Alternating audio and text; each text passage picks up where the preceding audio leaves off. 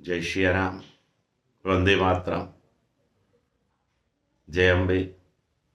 साथियों, आज से मैं एक नया एपिसोड जो है प्रारंभ करने जा रहा हूं, जिसमें विभिन्न प्रकार की अविस्मरणीय और सत्य घटनाओं का वर्णन करूंगा। अच्छा लगे तो सब्सक्राइब करें, लाइक करें, पसंद करें। न अच्छा लगे तो मनन करें, चिंतन करें और आगे बढ़ें।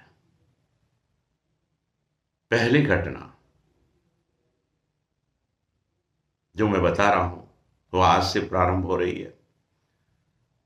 दिसंबर का महीना था, 1971 का वार है। उस वार के अंदर रात्रि में कर्फ्यू लगता था, ब्लैकआउट होता था और लोग भय के कारण रात में सबके शव जो है गढ़ मंदिर की सीढ़ियों पे ज्यादातर आकर के रुक जाते थे। उस सर्दी में अपने ओढ़ने के बिस्तर लेकर के गढ़ मंदिर की सीढ़ियां, सोन तालाब के इधर खागल मौला में वो रहना प्रारंभ करते थे। भय था कि कोई बम जो है उनके ऊपर न आके गिरे। उस भय से मुक्ति के लिए वो देवी के चरणों में आकर के सो जाते थे और वो मां अम्बे उनकी रक्षा करती थी। ये गढ़ मंदिर सिरमौर है हमारा, लगभग 200 साल पुराना मंदिर है। देवी में प्रत्येक व्यक्ति की बहुत आस्था है और यह आस्था भी बहुत अधिक सन 1971 जो है उससे प्रारंभ हुई थी। उसके बाद में मंदिर की पहले कच्ची सीढ़ियां थी, फिर पक्की सीढ़ियां बढ़ाई। 72-73 के आसपास जो सीढ़ियां बनी थी सीमेंट की, वो आज भी वैसी की वैसी ही है। कभी आप चढ़ोगे तो आप आश्चर्य करोगे कि इतने साल पुरानी सीढ़ियां आज भी वैसी की वैसी ही है। बहुत परिवर्तन हुआ मंदिर के ढांचे में। प्रारंभ में अलग ढंग का था, अब अलग ढंग का है। परिवर्तन होते गए। उस समय मंदिर के अंदर, मेन मंदिर के अंदर जो है आरती होती थी। अब आरती मंदिर में होती है, बाकी सब श्रद्धालु बाहर खड़े रहते हैं। पहले सब श्रद्धालु अंदर खड़े रहते थे। जन 71 के अंदर और उसके कुछ सालों तक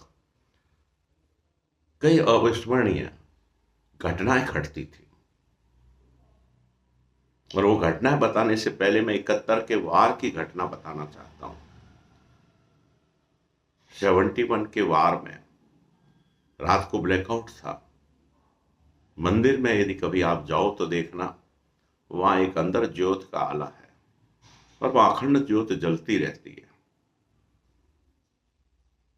ब्लैकआउट के दिनों में एक तिली भी लगती तो उसकी रोशनी इतनी फैल जाती कि अपन सोच नहीं सकते। मंदिर के उस आले में रात्रि के 2 बजे आग लग गई। घी से भरा हुआ आला था, वो पूरा का पूरा जलना शुरू हो गया और आग जो है बहुत तेजी से चारों तरफ बढ़ रही थी, लेकिन आले से बाहर नहीं आई और ज्योत वहां ही जल रही थी। ज्योत नहीं बुझी, लेकिन आग जल रही थी, लपटें बाहर आ रही थी और उस लपटों की रोशनी बाहर दिख रही थी। मंदिर के बाहर मिलिट्री बेस, बीएसएफ का टेंट, पुलिस का टेंट, एयरफोर्स का टेंट लगे हुए थे सुरक्षा के हिसाब से और कई अन्य मुद्दों के कारण एसपी शांतनु कुमार ने एक फोन किया ऊपर वायरलेस वालों को कि तुम्हारे यहां पे वो सब सर्दी के दिनों में टेंट के अंदर घुसे हुए थे कि इतनी बड़ी रोशनी काहे की आ रही है, बाहर निकल के देखो कहीं अनर्थ ना हो जाए। वो बाहर आके निकले तो देखा मंदिर के ऊपर से बाहर रोशनी की लपटें निकल रही है। उन्होंने कोशिश की ताला तोड़ने की और उसको शांत करने की। ताला नहीं टूटा उनसे, शांत भी नहीं हुआ। एक पुलिस वाला भागता भागता, एसपी गालियां दे रहा था, बहुत ज्यादा रोशनी बिखर गई थी। पूरे अंधकार में एक दीप की रोशनी भी बहुत बड़ी होती है, तो ये रोशनी बहुत ज्यादा थी। एक पुलिस वाला भागता भागता गढ़ मंदिर के पुजारी जी के यहाँ गया और उनको कहा कि सर चलिए, मंदिर में आग लगी है और एसपी साहब नाराज हो रहे हैं। वो दौड़ते दौड़ते मंदिर की सीढ़ियों पे 5 मिनट के अंदर इतनी स्पीड से दौड़ते गए कि 5 मिनट में वो पहुंच गए। तब तक आग जल रही थी, रोशनी बाहर आ रही थी। मंदिर का दरवाजा खोला, आग को शांत किया, लेकिन दिया जो अखंड ज्योत है वो जल रही थी। बाकी सब आग को शांत किया। एसपी साहब को खबर कर दी गई कि सब आग को पूरी बुझा दी गई है। ये घटना नहीं है, ये एक संकेत था। उस समय हम सोच नहीं पाए कि ये क्या संकेत था, और वो संकेत यह था कि दूसरे दिन पाकिस्तान के हवाई जहाज जो है वो आए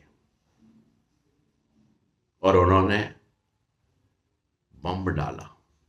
पहला बम रेलवे स्टेशन के ऊपर डाला और रेलवे स्टेशन के ऊपर बम डालते ही एक हथियारों से भरी हुई गाड़ी को उड़ाना था। वो गाड़ी तो निकल गई, लेकिन पेट्रोल और डीजल के भरे हुए डब्बों की गाड़ी जो है वो खड़ी थी। उसके ऊपर बम डाला गया। एक बम डाला तो आग लग गई। आग लगने की स्थिति ये थी कि उसके अंदर के जितने भी कंटेनर थे वो एक एक करके फूटने शुरू हो रहे थे। मैं उस एसपी को शाबाशी दूंगा, दिल से शाबाशी दूंगा। उसने युवाओं की फौज को खड़ी किया।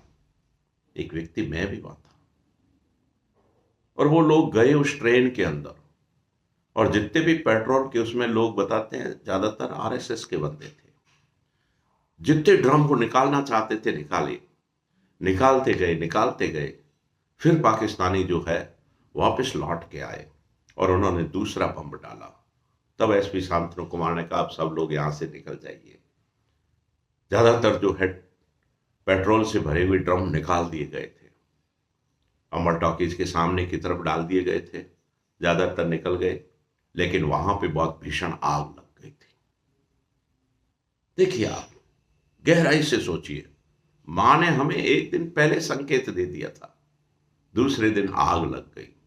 और वह आग ऐसी लगी थी कि यदि रेलवे स्टेशन का माल गोदाम जल गया था, उसमें एक व्यक्ति की मृत्यु हो गई थी। और उस माल गोदाम की आग की लगी भीषण अग्नि से यदि आपके बकरी का छोटा बच्चा भी पहाड़ पे उगता तो वो पूरा नजर आता था। लेकिन माता है, वो सबको बचाना जानती है। वो लौट के वापस नहीं आए और वो चले गए। ये अविस्मरणीय है कि देवी ने हमें संकेत किया था कि कल ऐसा होना है, और वो घटना घटी। ये सोचने की बात है। यदि कोई पहले से कह देता तो भविष्यवक्ता बन जाता, लेकिन ऐसा होता नहीं है। ये जिंदगी है, कई प्रकार के तजुर्बे मिलते हैं और उन तजुर्बों से आगे बढ़ना पड़ता है। सुबह के वक्त हमारे फाइटर जेट, जो फाइटर थे, एयरफोर्स के पायलट थे, वो हमेशा शाम को मंदिर आते थे। सुबह उठ करके मंदिर के दोनों तरफ वो अपनी उड़ान भरते थे और नमस्कार करते हुए जाते थे, माता को प्रणाम करते हुए जाते थे, और पाकिस्तान के अंदर भीषण तबाही करके वापस लौट के आते थे। मिलते थे, बातें करते थे और खुश होते थे। जब इस घटना को देखते हैं तो सरप्राइज होता है कि ये क्या है। आश्चर्यचकित बात है। दूसरी बात बताऊं मैं आपको, मंदिर में जो आरती होती है, उस आरती में पौन घंटा, आधा घंटा पौन घंटा आरती होती थी, और सब लोग मंदिर के अंदर खड़े रहते थे। लेकिन कई बार ऐसा महसूस होता था कि बाहर हजारों आत्माएं खड़ी है जो उस आरती को सुन रही है। ये ऐसा कई बार होता था। कई बार महसूस होता था कि लोग खड़ा है पास में, सांस चल रही है उसकी, और वो सुन रहा है किसी को कोई नुकसान नहीं होता था, लेकिन वो देवतुल्य आत्माएं वहां मंदिर की आरती सुनने के लिए आया करती थी। ये बिल्कुल हकीकत चीज है। तीसरा उदाहरण मैं बताऊं। पुजारी जी सुबह के समय आरती कर रहे थे, अकेले थे। उन्होंने आरती शुरू की। अपनी आरती प्रारंभ करने के बाद में उनको ऐसा लगा कि जैसे मंदिर की घंटियां और नगारे सब बज रहे हैं, और वो घंटियां और नगारे बजते गए और वो आरती जो है अपनी धुन से करते गए। तब उनको महसूस हुआ कि उनके पीठ के पीछे किसी ने हाथ रखा है। रोंगटे खड़े हो गए। ये कौन है, क्या है? वो ईश्वरीय आशीर्वाद को नहीं समझ पाए। आरती करते रहे, अपने धुन के अंदर आरती करते रहे। आरती करके और जैसे ही पीछे देखा तो कोई नहीं था। सरप्राइज। ये हकीकत चीज है। कोई सोच नहीं सकता कि ऐसा होता है, बट इट इज ट्रू। ये बिल्कुल हकीकत चीज है। और यदि आप कहोगे कि भाई आपको कैसे मालूम है, तो मैं कहूंगा कि इन सब घटनाओं का चश्मदीद गवाह मैं खुद हूं।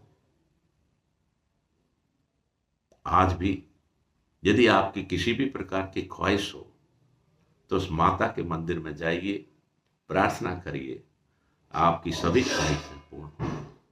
जय हिंद, जय भारत, जय श्री राम।